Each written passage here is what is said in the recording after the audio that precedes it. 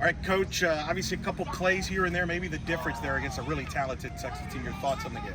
Yeah, just like I said earlier in the game, if we make a few plays, and we have to against a team like this, I don't know the national stats, but like one of the best hitting teams in the nation. So when you have like 5 or 6 girls in the lineup that are hitting over 400, one over 500, they're going to get hits. And so that's something that I kind of pulled them together and told them is it's not going to be easy to pitch to this group, and we're going to pitch up by committee and do matchups and play those matchups. And I think the pitchers did a really good job against a really good hitting team.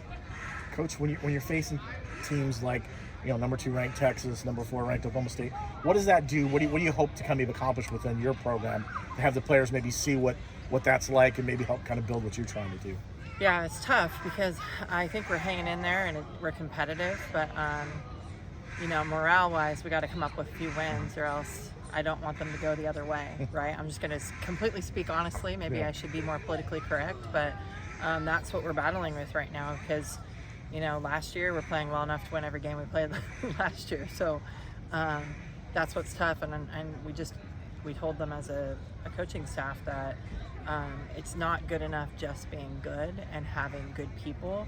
You have to be really good at what you do in the number 1 conference in the nation in our sport. Yeah.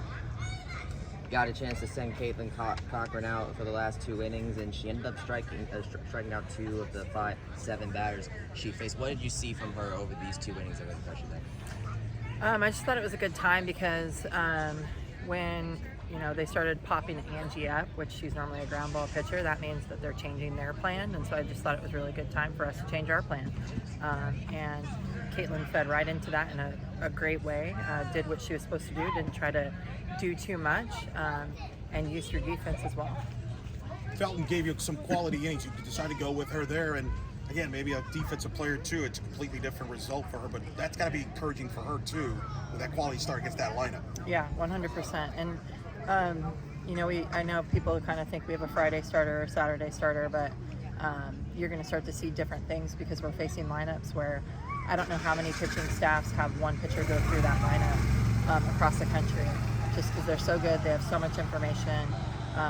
Their adaptability in the box it's just, I'm glad I pitched when I did with no film and no YouTube and no Synergy and Dartfish and all those things, but it's tough. But I think Caitlin Felton did a great job.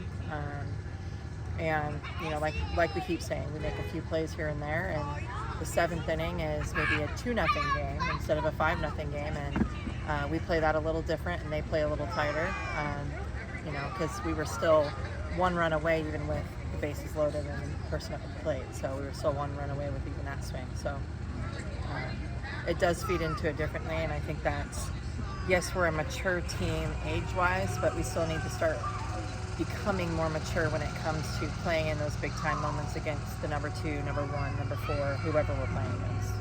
What did you think of the atmosphere? Obviously, sellout crowds expected the whole weekend. You had party platforms out here. I mean, what does that kind of help just have that kind of support behind you guys? Well, I mean, outside of our competitive nature of wanting to get a win, I think this is great for softball. To be able to have this type of atmosphere, and Night Nation is amazing. It's tough to play at the Plex, and really any of our venues here at UCF because our fans are so awesome. And I think it's really cool that we're able to bring this to our community because it's the best softball being played. And yeah, I might have a biased opinion, but it's showing in what we're doing, and I think it's going to show in our viewership as well with ESPN Plus. You made a push there in that 6th and 7th inning, put pressure on them. Kennedy was great to see, drew a walk there. And Stormy hits a ball that center fielder makes a great play. Otherwise, Cody's at the plate time run. How do you can you carry that momentum there at the end to the beginning of tomorrow? Is that the hope there? Yeah, and that's the thing that's so tough. It doesn't matter, if you're ranked or not ranked. To play a 3-game series in this conference is tough, and so having that momentum going into tomorrow, I really like it.